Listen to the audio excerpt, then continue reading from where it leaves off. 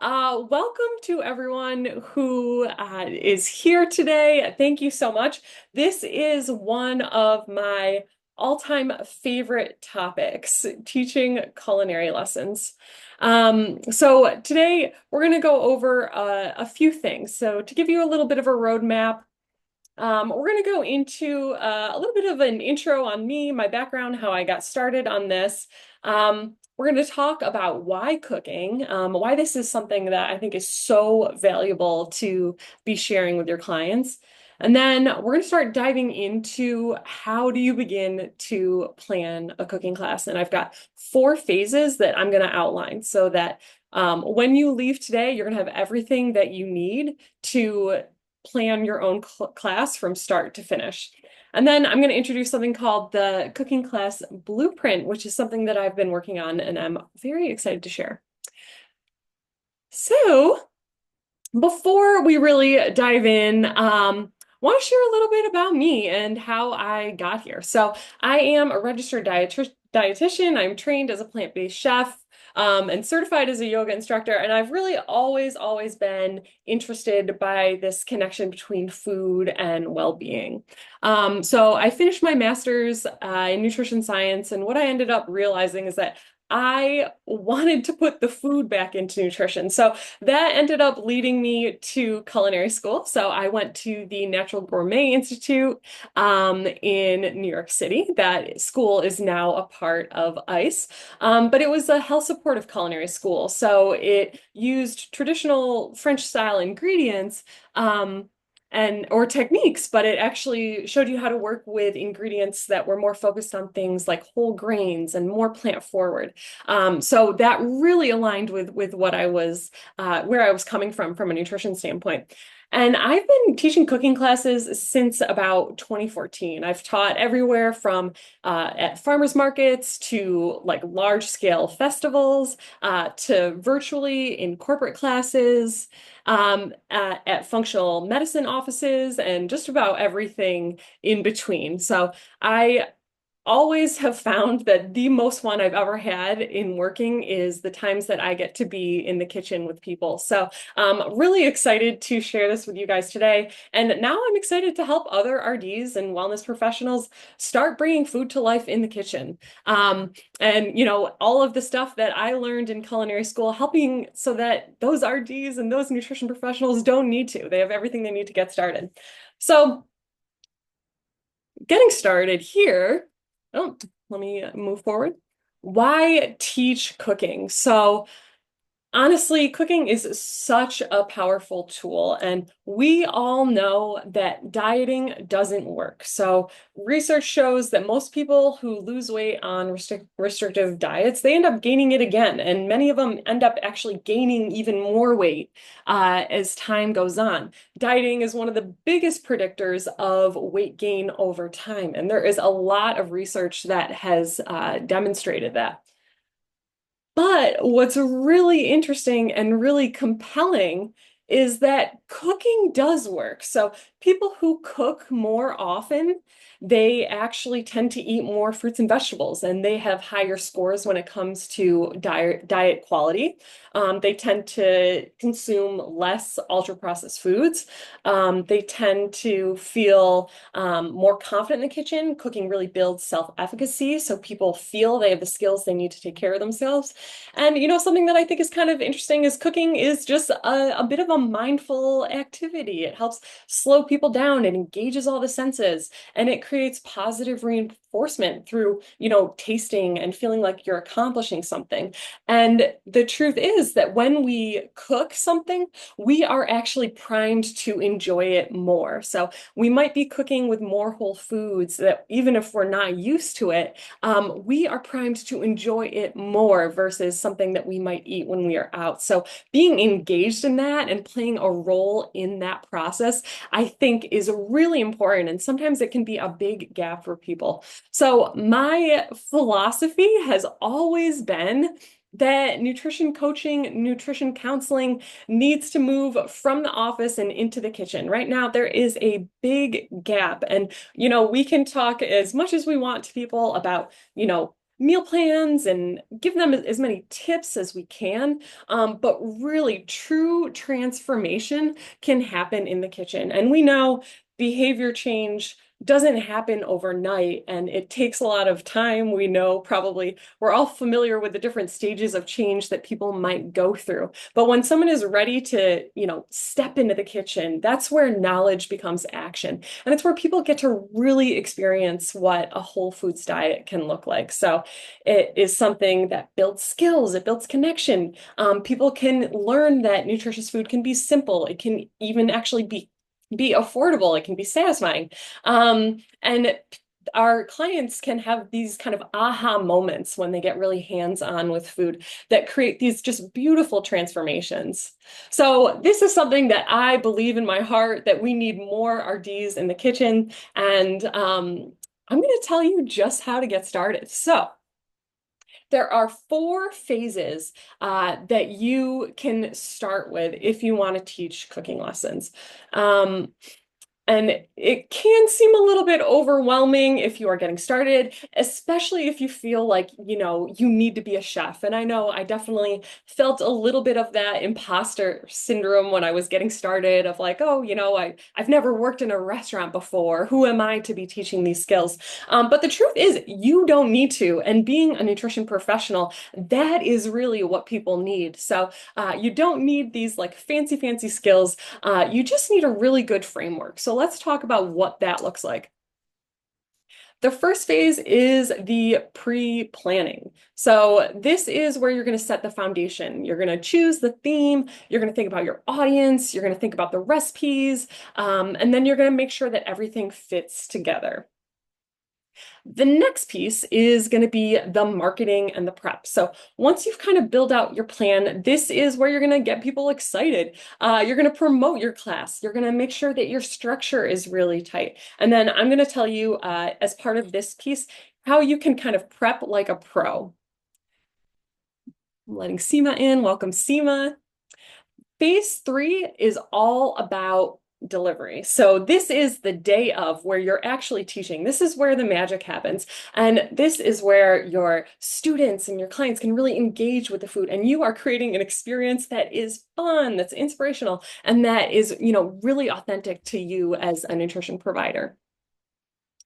And then the last piece, which is really important, is the follow-up. So your class shouldn't end just when everyone walks out of the room and the dish is done. So this is your chance to help reinforce the connection that you're building, to, maybe share some additional resources, to make sure that you're getting feedback, and to kind of keep that momentum going so that you're turning your students into repeat clients. So we're going to dive into each of these pieces in depth. And we're going to start with pre-planning.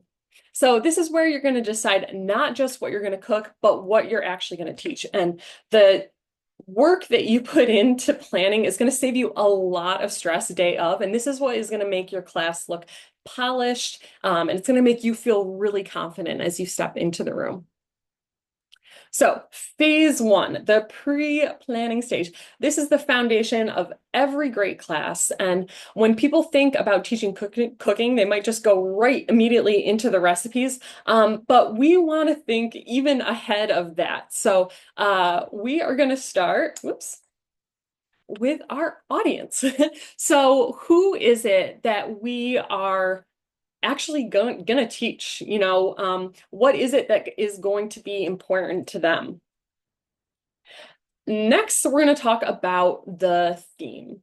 So this is something that is going to kind of organize all of your recipes and all of your talking points under this beautiful umbrella that helps to kind of move people forward with whatever goal they might be trying to reach. Oh, sorry, mouse keeps going backwards. Next is the format. There are lots of different ways you can format your class, from virtual to in-person, group, one-on-one. We're going to dive into all of those. And then lastly, you're going to think about the menu and then the recipes. So these are the 4 phases you want to think about anytime you start mapping out your class. And when you do this, this is going to help you to create something that's really cohesive, really professional, and ultimately it's going to be really fun. So diving into the first step, we want to get so clear on who it is that we are actually serving with this class. We want to think about their skill level. Are they complete beginners when it comes to the culinary arts? Do they need some, simple wins or easy recipes that don't have a lot of complicated steps or ingredients? Or maybe they're foodies that are really into cooking and are really familiar with the latest techniques. They love sous vide. They watch, chefs shows and cooking shows all the time. That will make a huge difference in terms of the type of recipes that you are going to be choosing. So, next, you want to think about the equipment availability. So this is, if you're virtual, what kind of things will your audience have at home? Do they all have a blender? Are they going to have, an oven that they can pop things in? If you have an air fryer recipe, is that something that they're going to have? So you want to think about all of this. If you're actually teaching on site, maybe you're doing a community class, maybe you are, teaming up with a functional doctor's office and they have a teaching kitchen. You want to think about what is available there too. If you are kind of bringing your own equipment, maybe you have some induction ovens that you are going to bring so that people can cook along with you. All of these things you want to start kind of mapping out in the first phase. You also want to consider your audience in terms of the disposable income they might have available, because this is going to determine the types of ingredients that you choose, the types of recipes that you choose, and the how you decide to price your course. So there isn't necessarily a right or wrong with any of this. It's who you are trying to reach. And then, of course, time availability. Are you trying to reach busy parents who need help with just, 15-minute meals? Are you trying to teach maybe somebody who had a recent health event who is willing to put in a lot of time and effort to learn new things that they can use, new skills in the kitchen to help them meet their health goals? And then next, you want to think about their pain points and their goals. What is really going to mean something to them? Is it those quick weeknight dinners? Is it maybe learning how to do more plant-based cuisine? Is it learning how to make meals that their kids are going to eat that are filled with veggies?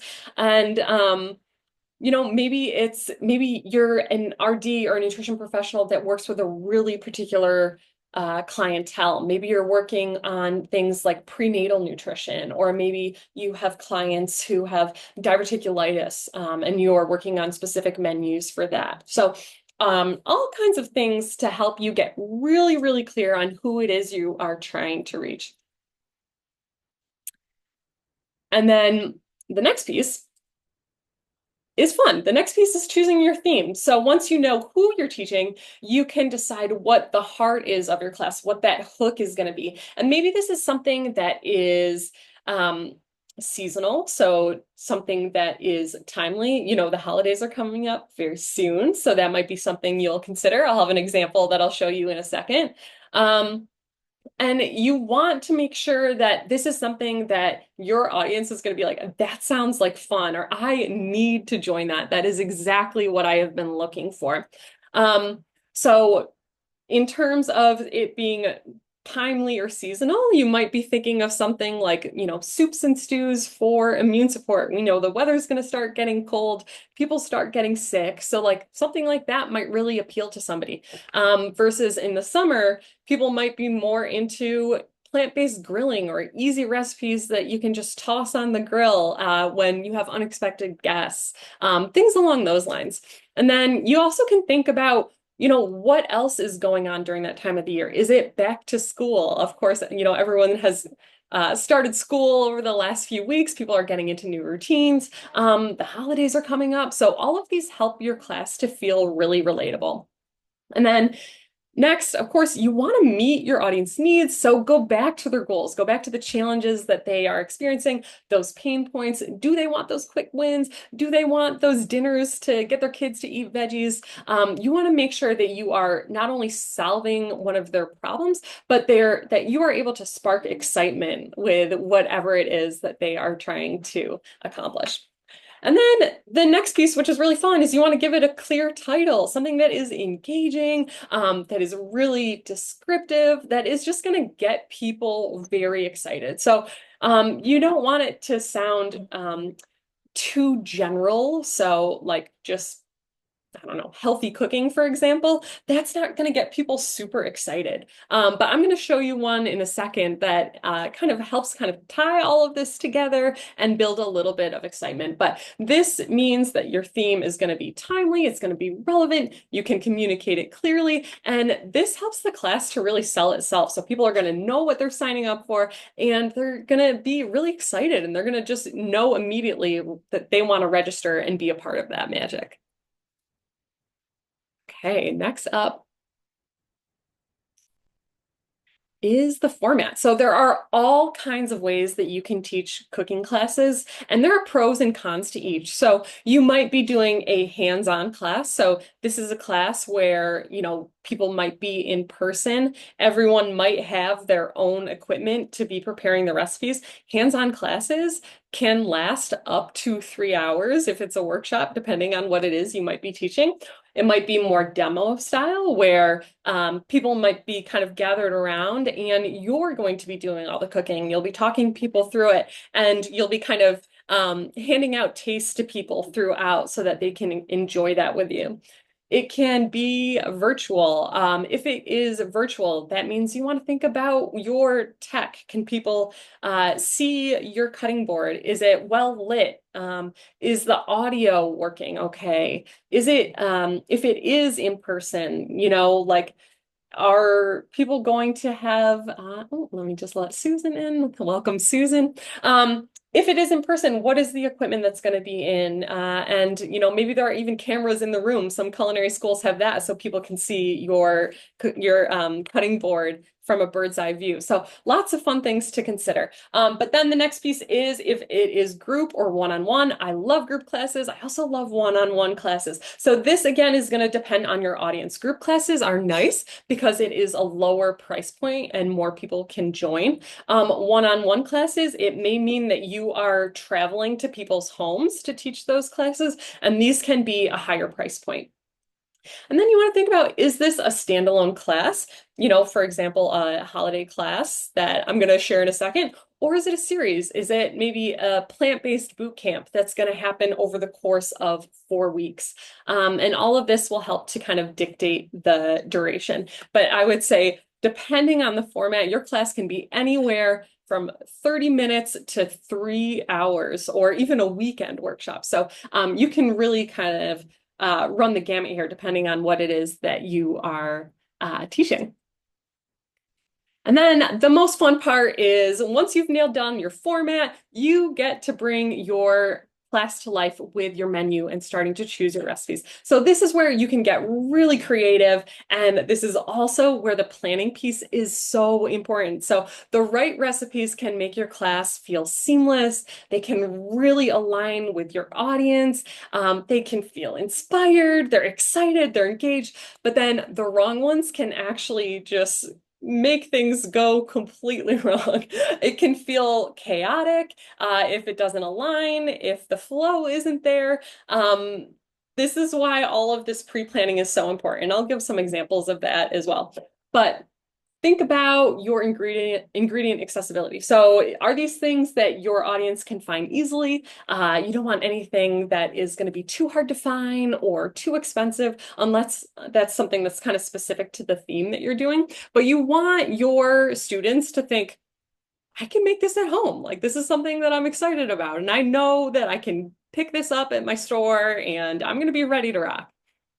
The next piece is the synergy and the timing fit. So what I mean by that is, how are all of the recipes actually fitting together? So if you are doing a demo style class, maybe you have 2 to 3 recipes that you are doing. If you are doing a larger in-person class that's 3 hours, you could do up to 6 recipes. And that can include things like sauces and dressings and other elements that can all be added into. But you want to make sure that whatever you are choosing is going to fit into that time frame that you have set out. So if you are doing a 30-minute class, of course you don't want a dessert that's going to need to be in the oven for 40 minutes. So making sure that all of those recipes are going to fit together. Of course, you want to make sure it all aligns with the theme. You don't want to do a gluten-free dessert class and then have, um, a brownie that has a soy sauce in it that has wheat, for example. So you want to make sure you're thinking about all of those things. And then the prep and the cleanup. So if you are either teaching at home or in person, are there pieces of equipment that you're going to need to kind of clean continuously so that you need to use multiple times? This is something that you want to kind of have in the back of your head as well, because this can take a bit of time to do. Some classes, if you are teaching in a culinary school or something like that, they will have specific dishwashers in that space. So something like that can be really helpful. But if not, this is something you want to make sure that you're planning off the bat. And then you also want to think about the equipment availability across the board in terms of things like burners that might be available, or if you are tossing things in the oven, you want to make sure that in your menu, you're not going to have 3 recipes that all need to go in the oven at the same time with different temperatures. So make sure you're thinking through that piece so you have enough spaces and variety going on that you can have different elements happening all at the same time. So it takes a little bit of logistics. And again, this is where the planning really, really helps to save you a lot of time. And then the next piece is making sure that you are testing your recipes. I would say you want to make sure that you are testing any recipe that you are going to teach at least 3 times. So you are running through it and you know it like the back of your hand. This means that you can understand the timing, down to the last whisk, every piece of equipment that you are going to need to produce that recipe so that you can make sure in your notes you have all of those pieces. And I will say there is another part of this that is so important. So when I was first starting out after culinary school, I did a lot of posting of recipes, and my goal was I just need to get the content out there. I need to just share it, and any content is good. But that's not necessarily true when it comes to recipes. And I actually had there was a man that did his dietetic internship with me that was a loyal follower of my recipes. He cooked almost everything I made. And then I put out this one recipe for a blueberry dessert. And he sent me an email. He's like, this didn't work at all. I wasted all of these ingredients. I wasted all of this time. And he ended up never using another one of my recipes, as far as I know. So just a little bit of a cautionary tale that you want to put in the effort so that you know that each of your recipes is going to work for somebody else. And, it isn't a bad idea to have somebody else read your recipe. Because what might make sense and seem really intuitive to you may not for somebody else. And if you're going to have multiple people reading your recipes of multiple skill levels and different kind of levels of comfortability in the kitchen, you want to make sure that those pieces are coming across correctly. So word of warning, test, test, test. That is my advice. Okay. So now that we've kind of walked through the 4 steps of the pre-planning, I'd love to kind of do an exercise of how we can try it. Let's put it all together and see if we can create something that is going to fit the season. So for me right now, it is October. So I would be planning a December class. That means that is going to give me the time I need to test all my recipes. That is going to give me the time I need to market everything and to make sure that everything is in place so that when that December class rolls around, I'm going to be ready to rock. So if we want to create a class for December, we know we want it to be specific. It's going to be timely and seasonal. So what would be some things that might appeal to an audience. And so for me right now, I am pretending that we are going to teach a class to families who have young kids with food allergies. So I grew up with a lot of food allergies, and I remember what it was like being a kid and just being excluded from a lot of things. And it kind of stunk, you know, you can't have the Christmas cookies, you can't have the Christmas cake, or, you know, whatever it may be. And, you know, I am a mom now, and I just know like I want my daughter to be able to participate in whatever fun holiday magic it may be. And, you know, my mom did a great job with this too. So it's something that I learned from her. But I know that there are going to be parents out there who are going to be thinking about the holidays, who might have kids with allergies, and they're going to want to create something special with them. So, something that's not going to add to any any tension or any oh, sorry for that. Any kind of fear of like ingredients being in the dishes that you know they can't have. So thinking about this theme and trying to create something a little catchy, we are going to call it Rewriting the Recipes, Creating Holiday Magic or Creating Magic Allergen-Friendly Holiday Brunch for your little ones. So this is going to be a fun, family-friendly cooking experience where we will reimagine brunch favorites without the top allergens. So this is very specific, and I have a very specific audience that I know is going to be motivated to take a class like that and learn about these recipes. So for this particular audience, I am going to do a 60-minute family-friendly cook-along workshop. This is going to be virtual. This means that people can be in their own kitchens. They don't have to worry about being in a shared space with potential cross-contamination. So they'll be comfortable from that standpoint. And they'll be able to use a Saturday morning to have an activity that the kids can kind of join around in. So the goal would be to make something that is fun and engaging. So we are going to make some fun little pieces. We're going to do some gingerbread muffins with a maple glaze. This is going to be an opportunity for me to talk about gluten-free flours, and how do you choose the right one? Do you make your own blend? What's on the market? Next, there is oat milk snowman pancakes. So this is something that's going to be adorable because you'll make little pancakes that will have the shape of the pumpkins. So, or sorry, of the in Halloween mode of the snowmen. So this is something that is going to be adorable. You can do all kinds of tasty toppings that people can decorate. You can have some, you know, dairy-free, soy-free chocolate chips to do some cute little eyes. You can do some berries to create some faces. So all kinds of fun things there. And then for a savory dish, I'm going to do a sweet potato chickpea hash. So this is going to give me a little bit of a mix of things that are going to be, you know, fun for the kids, but also will provide some, you know, recipes that will work for the parents and will be easy to prep. A lot of these things can be prepped ahead of time too. So if you're thinking about holiday mornings and trying to keep things simple, this is going to align with that.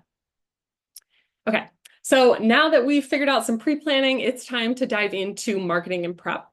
And so this piece has three main steps. First, you're going to set the structure, then you're going to spread the word, and then you are going to prep like a pro, which is one of the most important pieces. So this is really about bringing your idea to life and turning the plan into what is going to end up being a really engaging experience that people can't wait to be a part of. So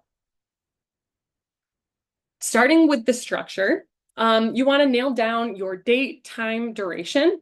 You want to define your price point. So again, this can range from a free community class to maybe an in-person one-on-one workshop where you can charge, you know, up to $500, maybe even more, depending on what your clientele might be. You'll finalize your title, your description, create something that is really, really engaging, really eye-catching, that's really going to capture people's emotions and excitement. Then you're going to map out your class flow. So this is where you're really going to create a roadmap. So you're going to take all of your recipes and you are going to think about what needs to be cooked first? What has the longest amount of cooking time? What is the shortest amount of cooking time? And the truth is, if you have multiple recipes in a class, you are going to be kind of cooking all of them at once based on what needs the most cooking time. So you need to map all of this out, and it takes like a little bit of math almost of, this needs to be in the oven at 12 on the dot, no matter what happens. And this dish needs to be done cooking by 12:30, no matter what happens. So if you have that roadmap, that's going to make everything a lot smoother. And, aside from just the timing and logistics from that, you want to figure out what your talking points are. So as people are in your class, what are some things you want to make sure that they are really going to take away? So if your theme is allergen friendly holiday brunches, what are the pieces you want people to understand in terms of maybe ingredients that might be available to people, tips for an allergen-friendly holiday, or other pieces that you think that this audience would really like. So map out all of the talking points, and this is where you're going to really build out your run of show for the day of. And this is going to make everything flow so much better so you don't feel scattered. It's going to feel really professional and you're going to feel so confident. And then the next piece is thinking if you're going to have any bonuses or take homes. So maybe you're going to give people a recipe packet of all the recipes that you cooked. Maybe you want to do a shopping list. Maybe it's just a playlist to help people get inspired. Maybe it's a discount on the next class that you're offering. One of the things that I always love to do when I was teaching, one-on-one classes with people is at the end of the session, I would always gift them a cookbook that seemed aligned with, the types of foods that they liked, that maybe pushed them just a little bit with something to just keep up the momentum and get them excited. So there are all kinds of pieces like this. If I were doing that holiday magic class in person, maybe I would do a mason jar batch of allergen-friendly hot cocoa and instructions on how to make it. So these little touches make it feel very professional, make your students feel like this is very special, gets them excited, and it creates something that's really memorable. So a lot of different ways that you can do this, but just something that people can kind of take away. Okay, the next is really spreading the word. This is probably a piece that makes a lot of people nervous.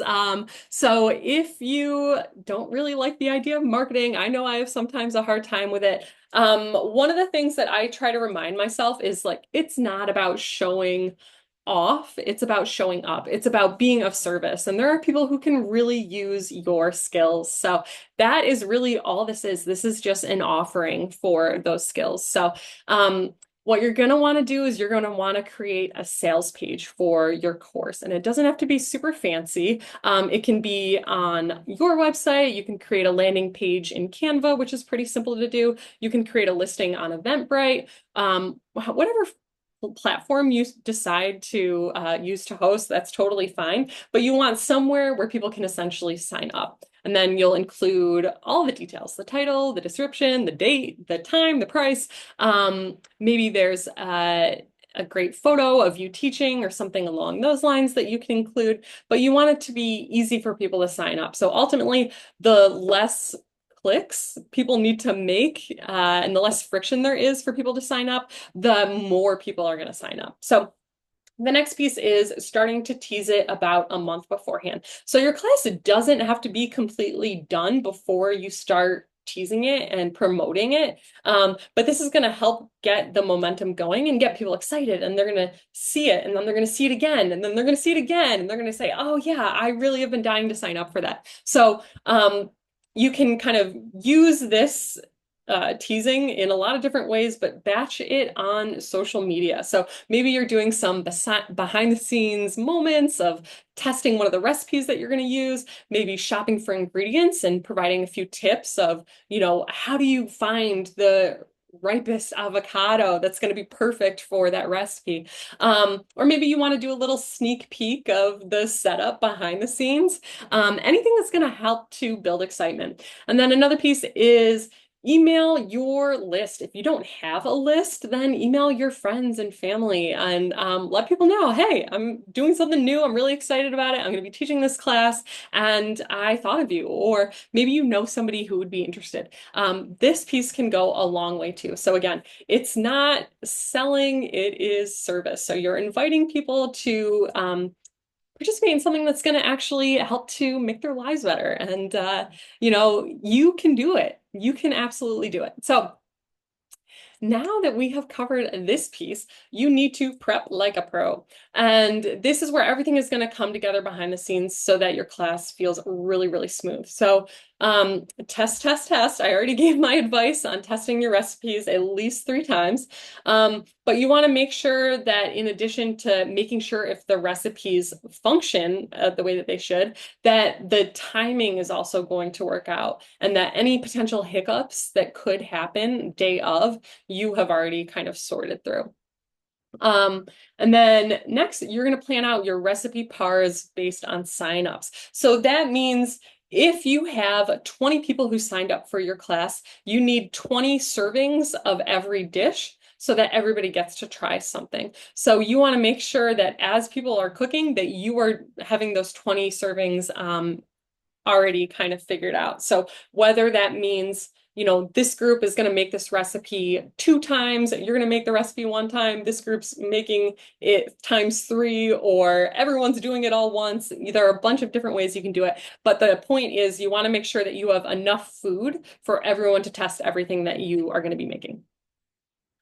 And then you want to build out your shopping list and your equipment needs. So again, just do a little checklist of every single thing that is needed, from the cutting boards to the tasting spoons to extra bowls, all of those things. And this is going to make it just really simple for yourself on that day of, when you're already feeling maybe a little bit frazzled, that you can have absolutely everything that you need.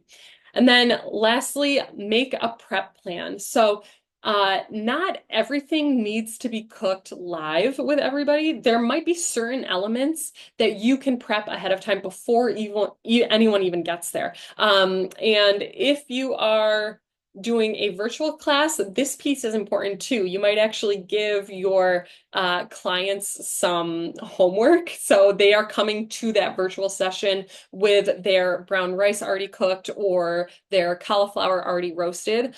So whatever those pieces are, to make sure that you can align with the class length that you've already set up. So you might go early for your live class and make all of the quinoa. You might rinse all of the kale. You might chop all of that. Little things like that to make sure that everything is going to go really smoothly. Not everything needs to be done totally live. So pick out those elements that are going to make a big difference for you, and you can make sure you get it organized. Okay. So then the next piece is we are going to try it. So going back to our idea, I have a little example of what this could look like if we were to post on social media on a reel. So this is the title and the time, registration for the event, and the what you're going to learn. Like, people want to know what the takeaways are going to be.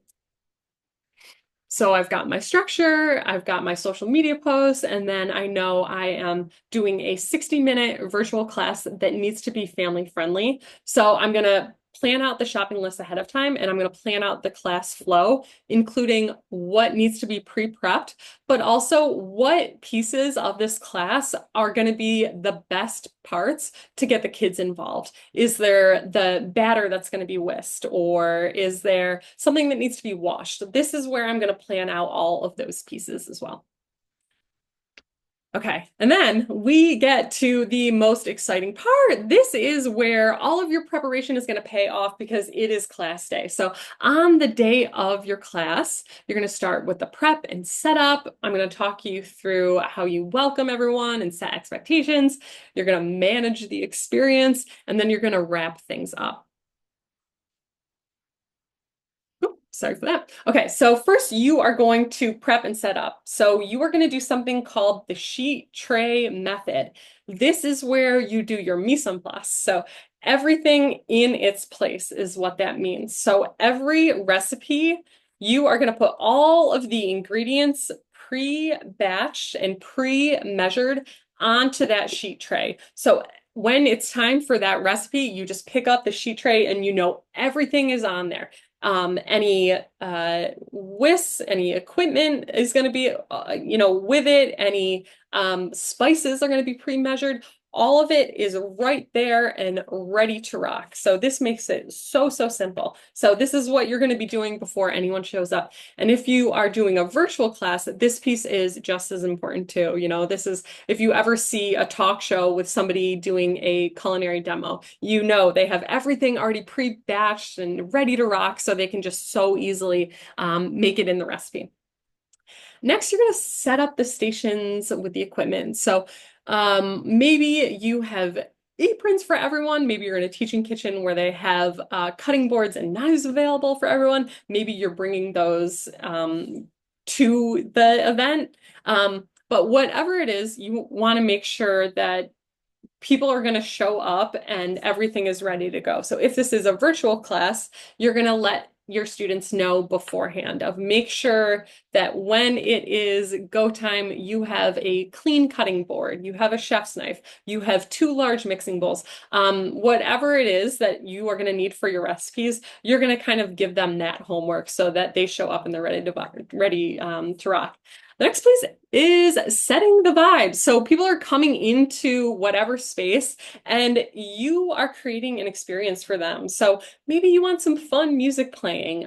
Maybe you are ready to hand somebody I don't know, a spa water or a beautiful tea that you just brewed. Just something to make people feel welcome and to kind of get their energy matching your class. And then the last piece is hopefully you have a little bit of time to review your notes. So you're going to go over your run of show one last time. You're going to glance through your talking points and just do a little quick review so that when everybody shows up, you feel really grounded and totally ready to be present and professional and to give everyone a really awesome experience.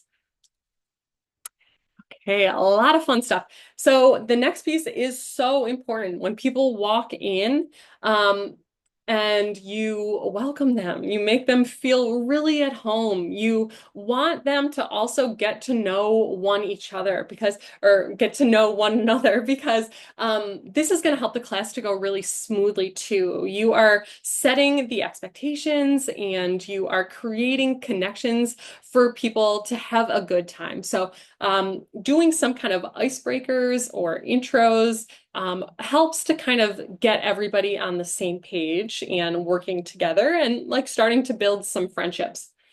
The next piece is you want to make sure you're doing a food safety and sanitation reminder. Doesn't have to be anything that is too clinical, but if we are doing shared food, of course, we want to make sure that everyone is starting with clean hands, that if, your hands get dirty at any point, that people know where to wash them, that people, if they have long hair, their hair is tied up.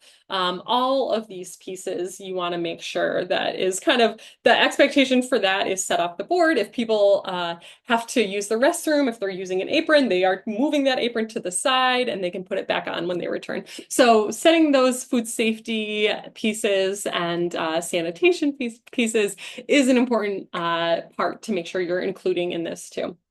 And then next, you're going to spend some time getting everyone excited about the theme, reminding them why they're here and they signed up. So today's class is called Rewriting the Recipes, Creating Magic Allergen-Friendly Holiday Brunches for Your Little Ones. And I created this because, so something that is going to kind of give everyone a little bit of background and get them excited for what it is that you have created.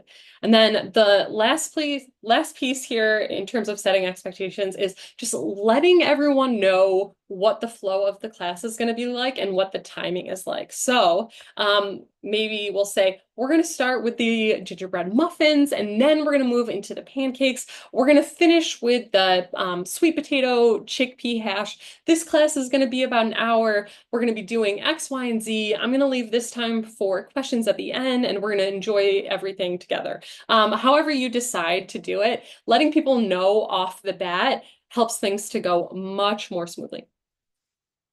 And then the next thing is, as the class is going on, you are shifting really from like the instructor to also the cruise director. So there might be multiple pots in the oven. There might be, or on the stove, there might be multiple things baking in the oven. People are using sharp knives all over the place.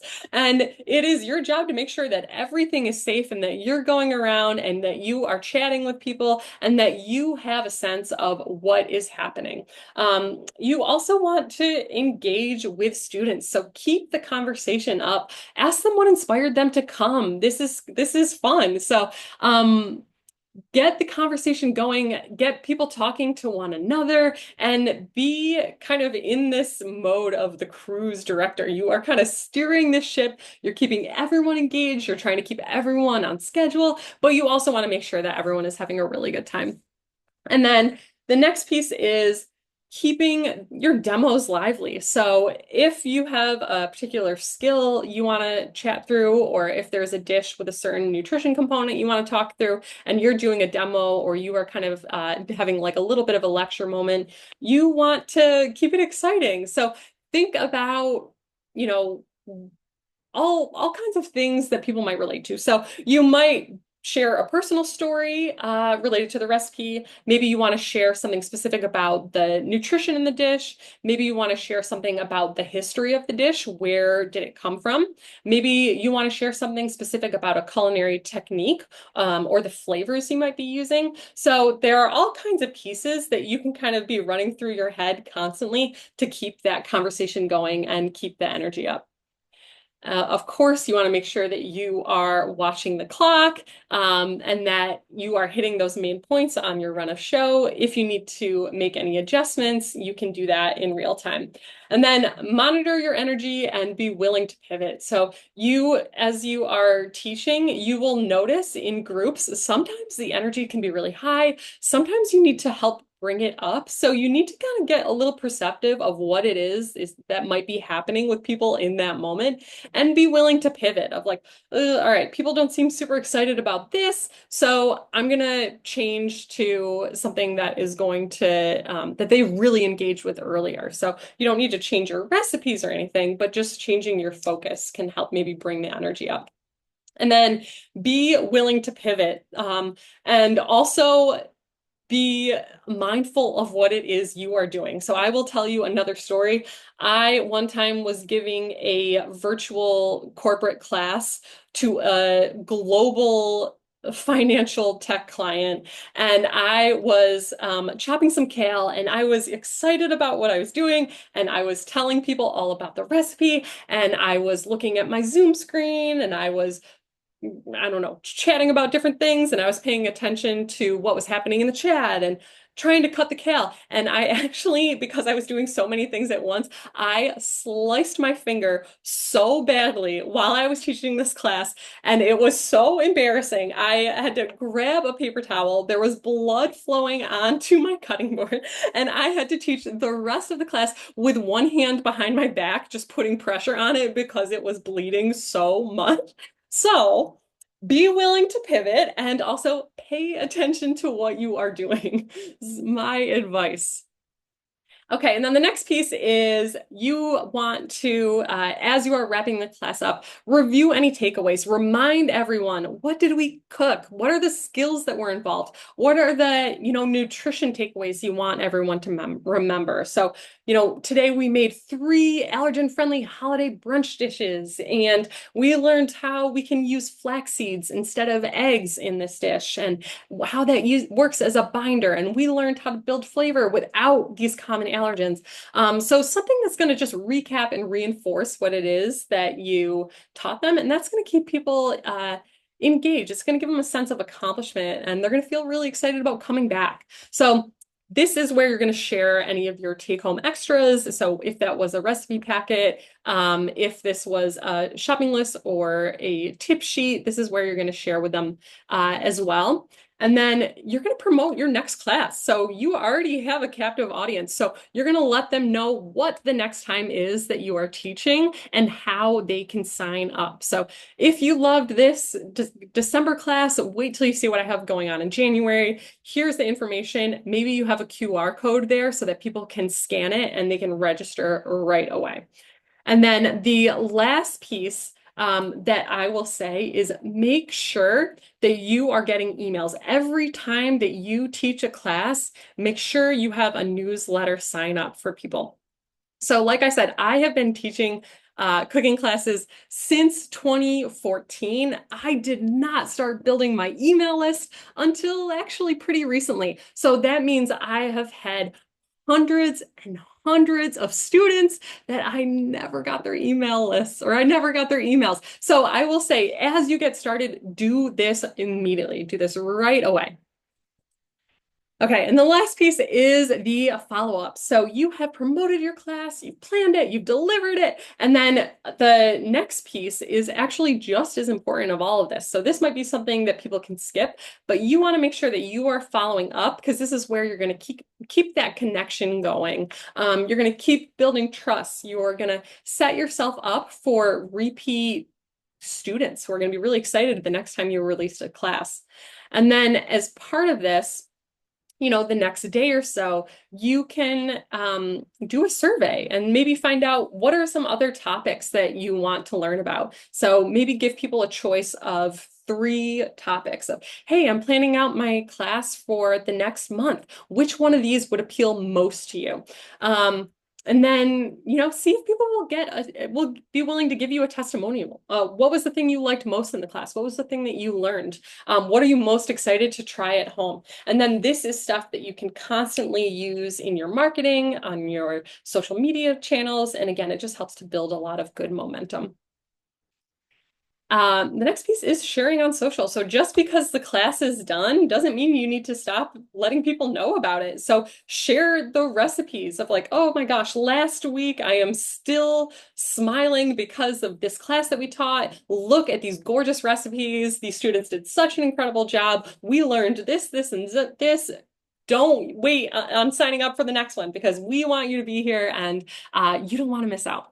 And then the next piece is reflect and refine. So this is so important. As you are teaching classes, you want to make sure you are taking very detailed notes on everything that happened. So when it's fresh after that class has finished, you want to know, hey, was your salad dressing too runny? Do you need to adjust that recipe? Was your baking time too long for the teaching kitchen oven?